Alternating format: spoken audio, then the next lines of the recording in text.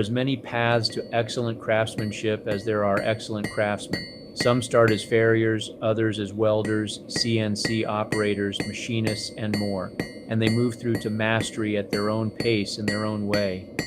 Every path, in my opinion, is valid if it leads to mastery. It did not occur to me until recently how fortunate I was to learn these skills in what some might say was the wrong order. Let me be clear, I'm not saying my path is the path.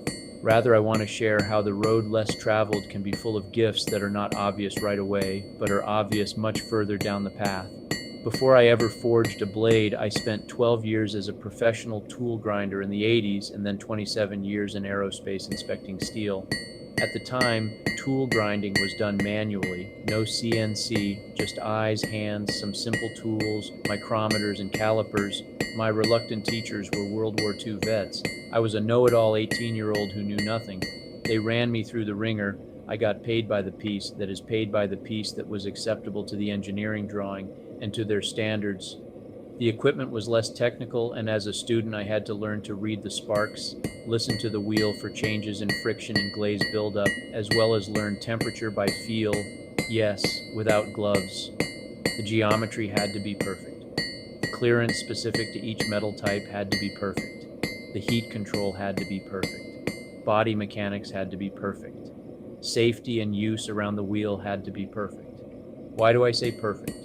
If the tool was not to specs, which were very precise, the tool was rejected. These World War II veterans inspected to reject. However, if you had a talent and weren't too slow, the money was very good, better than anything I could find at the time with my high school diploma. The kinds of tools I made were drill bits, every configuration of end mill, porting tools, boring tools, surface milling tools, and every form cutter you could think of. I even designed and made some original tooling. This experience gave me over a decade of mastering the geometry, heat control, wheel usage, safety protocols, and muscle memory for eye, hand, and body while working with very tight tolerances.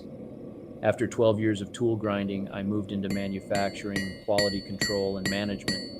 I dedicated the next 28 years to industrial metal quality control, backed by formal heat treating certifications that had to be renewed every 2 years. At the time, I was simply building a career. Today, I look back on those years with deep gratitude. What originally seemed like the long way around was actually a rock-solid foundation for something new. Spending decades chasing thousandths of an inch and certifying steel under a microscope wasn't a detour, it was a gift. Looking back, I realized that my journey as a bladesmith started 40 years ago. I didn't do it wrong, I just did it different. The last leg of the journey was learning to hammer out a blade using a propane-fed brick oven. I built myself in a 200-year-old anvil under the Midwest sky. If you like this and want more knife content, click the subscribe button. You can also sign up for my monthly newsletter in the comments below. And until next time, bye for now.